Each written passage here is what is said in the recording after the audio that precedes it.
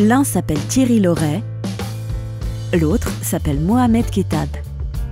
L'un est coach dans un club professionnel, l'autre est coach dans un club amateur.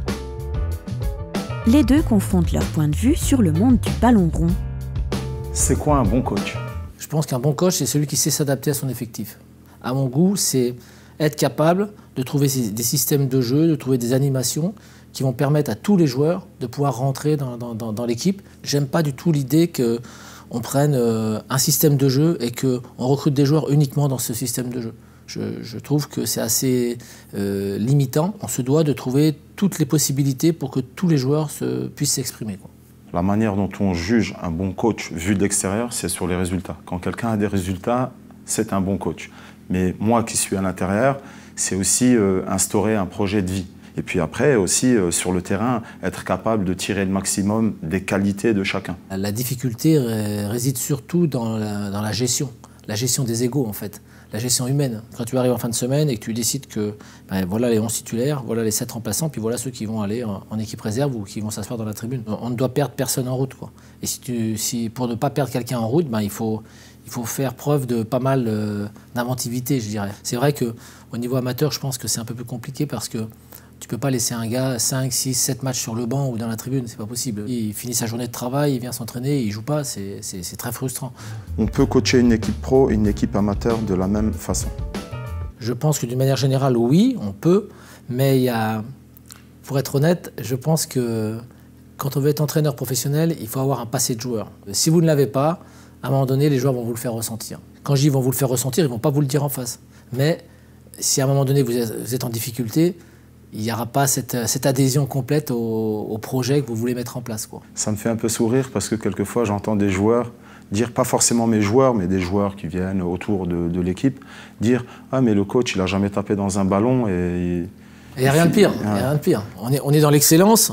Ils ont l'impression que pour eux, l'excellence, c'est forcément quelqu'un qui a joué la Champions League, qui a joué en équipe nationale. Et quand vous avez un petit problème, ou quand vous devez peut-être compter sur eux à un moment donné pour en faire un petit peu plus et essayer de sauver la mise ou améliorer l'équipe, peut-être qu'à ce moment-là, ils vont pas être tous derrière vous. C'est quoi ton pire souvenir de coach? C'est d'avoir travaillé avec un adjoint qui n'était pas vraiment mon adjoint en fait. C'était un concurrent. Et il était là pour apprendre et à la fin, il voulait plus prendre qu'apprendre. Moi, c'est plutôt une descente. Tu descends au dernier match. Tu as l'impression d'avoir fait tout ce qu'il fallait pour que l'équipe se maintienne, mais quand ça te tombe sur la tête à la dernière journée, tu te retrouves un peu seul, quoi, voilà, parce que en fait, tous les regards se tournent vers toi, et en fait, on aime bien trouver un coupable à chaque fois, et quand tu vois que tout le monde plus ou moins te regarde, tu te dis, bon, a priori, le coupable, c'est moi.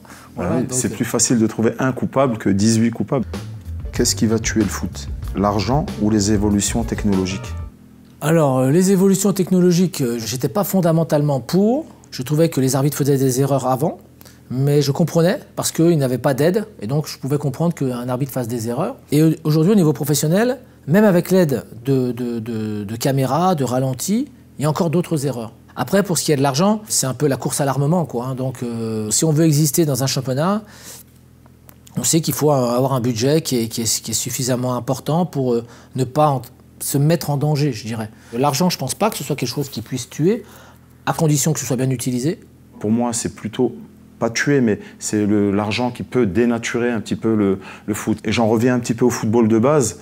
Avant tout, le foot, c'est un jeu, quoi. C'est loin des valeurs, quoi. Les évolutions technologiques, moi, je pensais que ça allait rétablir une certaine justice au niveau du jeu.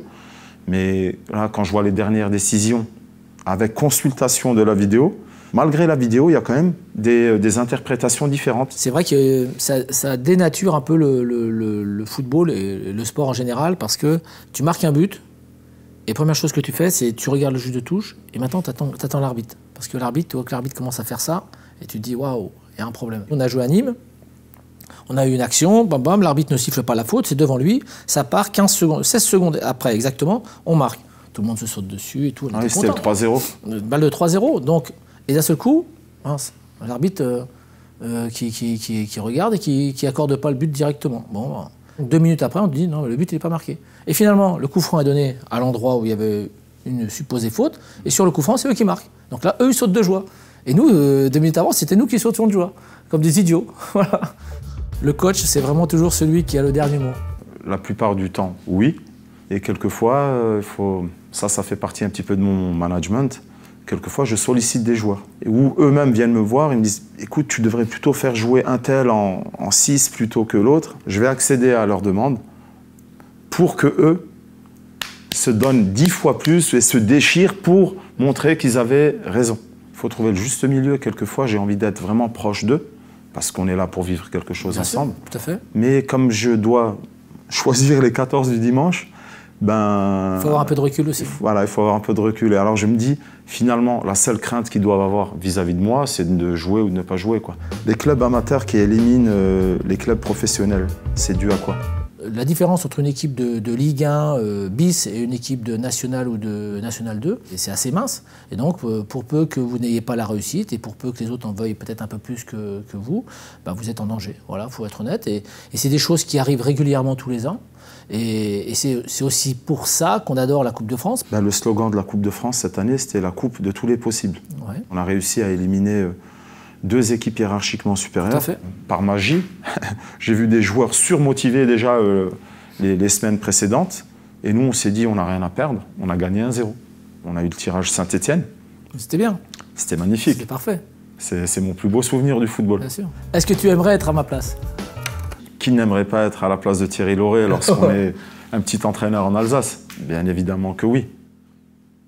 Je vous pose pas la question. Ah non. Ah mais moi, j'ai toujours voulu être là où je suis, donc je suis heureux d'y être. Mais si j'avais pas eu cette occasion, j'aurais été un entraîneur certainement au niveau amateur, oui. T'en as pas marre du ballon rond au bout d'un moment? Moi, personnellement, non. Je ne peux pas vivre sans ballon. Et malheureusement, ma femme me le fait remarquer de temps en temps. Elle a passé le plus clair de son temps à éduquer nos enfants. Et moi, j'étais pas forcément toujours là.